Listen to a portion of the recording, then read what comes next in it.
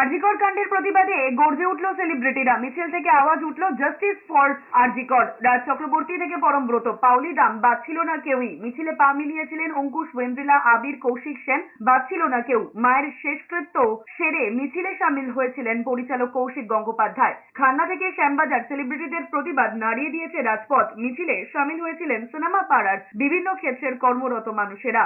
সবারই দাবি একটাই, নির্যাতিতার বিচার। রবিবার সকালে টেকনিশিয়ান স্টুডিওয়ে জমায়েত হয়েছিলেন সেলিব্রিটিরা। তারপর সেখান থেকে বাসে করে খান্নায় পৌঁছন তারা। এর আগে শনিবার গিরিশ পার্ক থেকে আরজিকর হাসপাতাল পর্যন্ত মিছিল করেছিলেন নাট্য ব্যক্তিত্বরা। 14ই অগস্ট রাত দখলের মিছিলে যোগ দিয়েছিলেন টলি পাড়ার অনেকেই।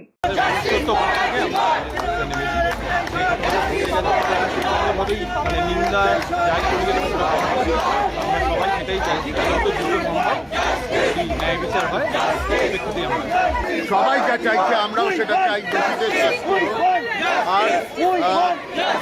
আর যা যা দাবি আরজিকরের ডাক্তারদের তরফ থেকে করা হয়েছে সেগুলো সমস্ত যত তাড়াতাড়ি সম্ভব দোষীর আগে ধরা পড়ুক।